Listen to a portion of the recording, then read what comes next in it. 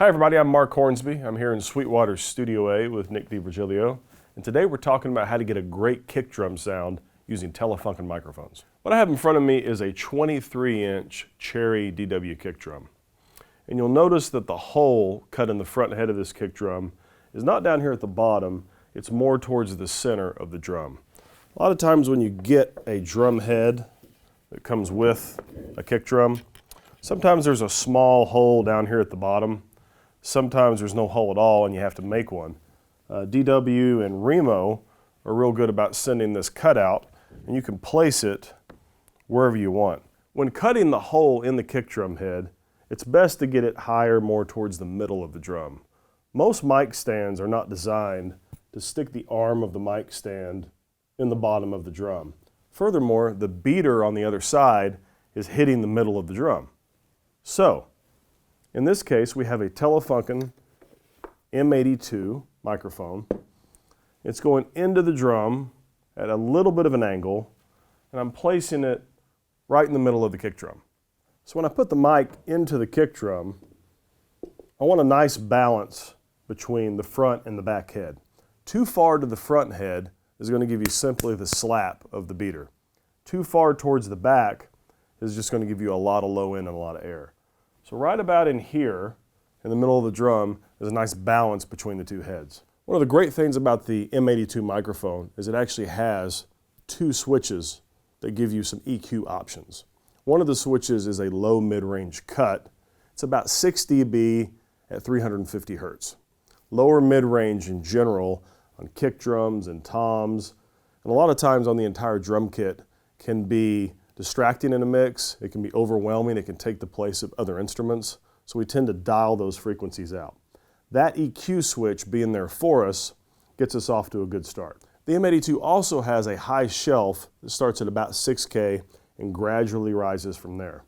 One of the great things about the M82 is the variety between the switches.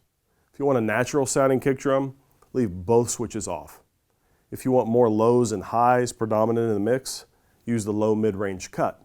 If you want more of the beater, more of the attack, more of a rock sound in the mix, use the high shelf. Now as a secondary option, we have the Telefunken CU29 Copperhead microphone. This is a large diaphragm tube condenser, and we are using it out in front of the kick drum to blend with the microphone that's inside the kick drum.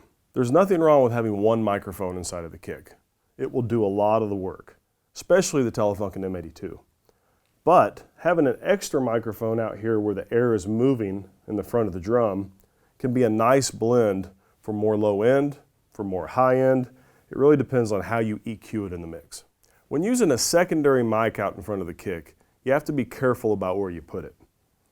Getting right next to the drum, but leaving a little bit of room for the head to move so it doesn't hit the microphone, is good. If the microphone is way out in front of the kick drum, you could introduce phase issues, and it also has a tendency to pick up more of the entire drum kit and less of the actual kick drum. As Mark mentioned earlier, this is a DW 23-inch Cherry kick drum. Really nice, fat-sounding kick drum. But it's also worth mentioning that the techniques that Mark was talking about will work with whatever kick drum you have. On the inside of this kick drum, I have two DW drum pillows. They make their own custom drum pillows that just dampen the resonant side and the beater side just a little bit. And it's great for a nice general fat kick drum sound. If you're going for something different or totally specific, you can use other techniques as well. All right, so let's take a listen to what we have. We have the Telefunken M82 with the low mid cut at 350, that's 6 dB of cut. We have the Telefunken CU29 Copperhead mic on the outside. And when Nick hits the drum, what you're going to hear is a blend of the two microphones, and the Telefunken CU29 is blended down in the mix about 50%. So the low end that's coming off the Copperhead is just being blended up in the mix to reinforce the bottom end and leave the attack that the M82 is providing. Additionally, in the control room, we are cutting another 6 to 8 dB of 350 hertz on each microphone. All right, let's listen to what we got. First, let's listen to the Telefunken M82 by itself.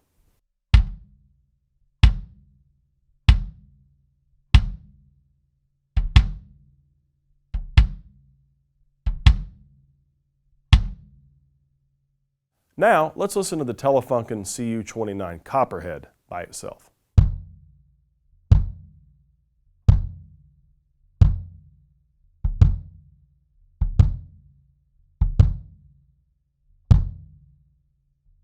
Now let's listen to what happens when you blend the two microphones together.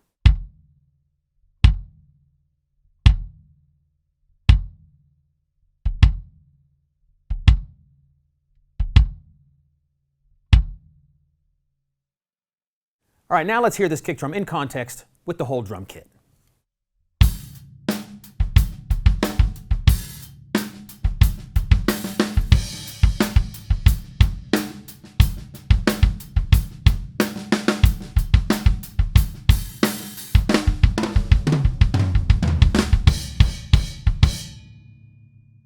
If you'd like any more information about Telefunken microphones, contact your Sweetwater sales engineer.